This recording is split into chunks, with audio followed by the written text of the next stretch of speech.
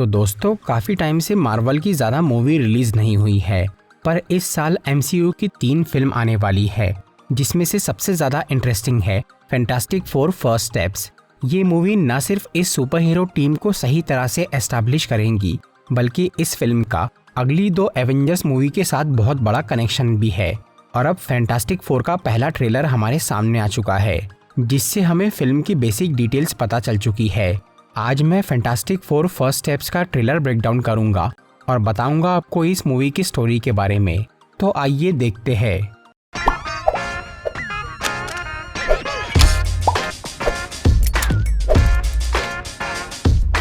तो आज तक फैंटास्टिक फोर के ऊपर 2 बार मूवीज बन चुकी है, लेकिन वो दोनों ही ज़्यादा चली नहीं, क्योंकि ना तो उनकी स्टोरी इतनी अच्छी थी, ना वहाँ कैरेक्टर डेवलपमेंट किया गया था और ना ही वो मूवीज कॉमिक एक्यूरेट थी। इसीलिए फैंस कई साल से एक अच्छी फैंटास्टिक फोर मूवी का इंतजार कर रहे हैं। और क्योंकि अब ये फिल्म MCU के अंडर बन रही है और यहाँ बढ़िया कास्ट और कॉमिक बुक एक्यूरेसी है, इसीलिए इस बार सबकी उम्मीदें बहुत ज़्यादा है। इससे पहले की दोनों मूवीज़ में हमें फैंटास्टिक फोर की ओरिजिन देखने को मिली थी, लेकिन इस फिल्म के बारे में ये कहा गया था कि यहाँ हमें फिर से उनकी ओरिजिन नहीं दिखाई जाएंगी। पर ट्रेलर से ये लग रहा है कि मूवी में हमें उनकी बैक स्टोरी दिखाई जाने वाली है।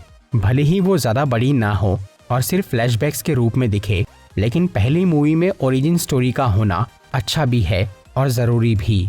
ट्रेलर से हमें ये पता चल रहा है कि फैंटास्टिक फोर की टीम इस दुनिया में काफ़ी फेमस है, मतलब उन्हें सुपर हीरो बने हुए काफ़ी टाइम हो चुका है। इसीलिए यहाँ ये बच्चे द थिंग के कपड़े पहने हुए हैं और उसका मास्क लगाकर घूम रहे हैं।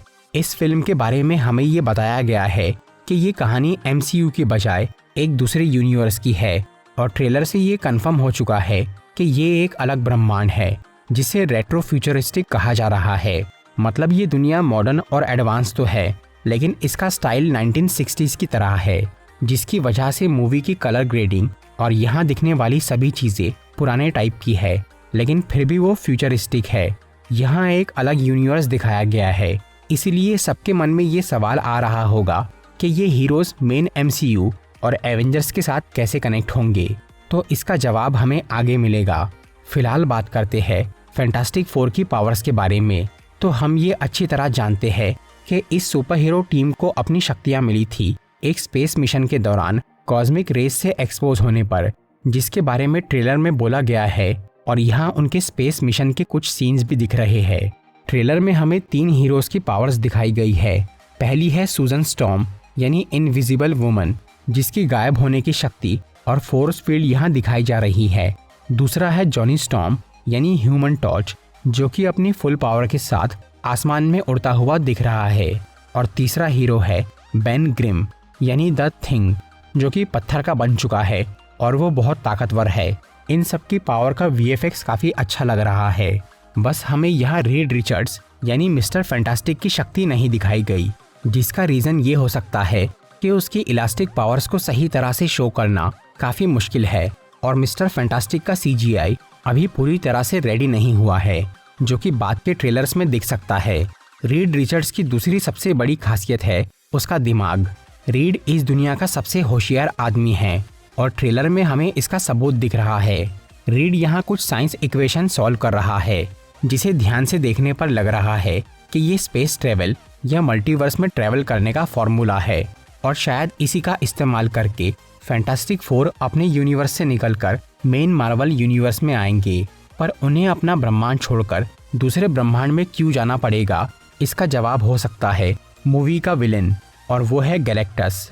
गैलेक्टस एक बहुत ही बड़ा और पावरफुल कॉस्मिक बीइंग है, जो कि 2007 की फैंटास्टिक फोर मूवी में भी था, पर वहाँ वो अपने असली रूप में नहीं दिखा था। उसे बस स्पेस के एक तूफान की तरह बताया गया था।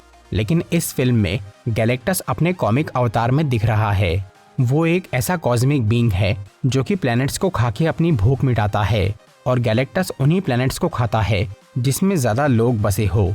इसीलिए उसने धरती पे हमला किया है। पर यहाँ पे गैलेक्टस का साइज काफ़ी छोटा लग रहा है। किसी ग्रह को खाने वाले का आकार उससे भी 10 गुना बड़ा होना चाहिए, लेकिन यहाँ पे गैलेक्टस पृथ्वी से भी छोटा लग रहा है, जिसका रीज़न ये होगा कि फिलहाल उसने अपना साइज कम किया है। कॉमिक्स में गैलेक्टस अपने आप को ज़रूरत के हिसाब से छोटा या बड़ा कर सकता था। इसलिए शायद यहाँ उसने इंसानों से बात करने के लिए अपना साइज कम किया है।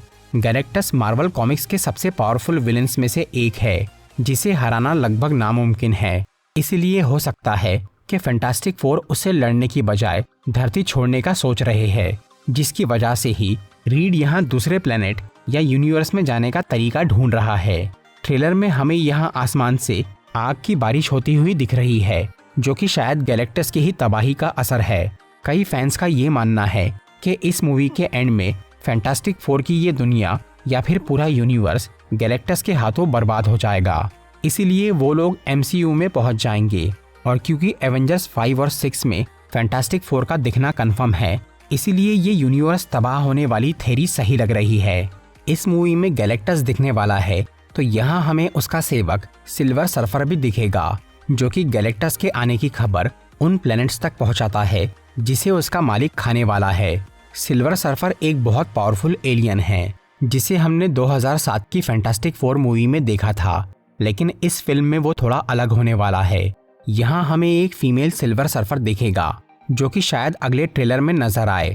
मूवी में गैलेक्टस के अलावा कुछ और विलेंस भी हो सकते हैं, बाकी किसी का तो पता नहीं, लेकिन यहाँ डॉक्टर डूम के दिखने के बहुत ज़्यादा चांस है क्योंकि विक्टर वॉन डूम असल में फैंटास्टिक फोर का ही खास दुश्मन है।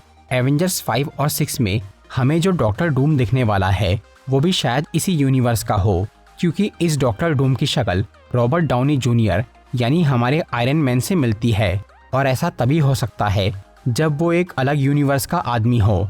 इसीलिए कई लोगों का मानना है कि फैंटास्टिक फोर और डॉक्टर डूम एक ही यूनिवर्स से MCU में आएंगे। तो दोस्तों, ये था एक छोटा सा ट्रेलर ब्रेकडाउन और फैंटास्टिक फोर मूवी के बारे में कुछ इन्फॉर्मेशन।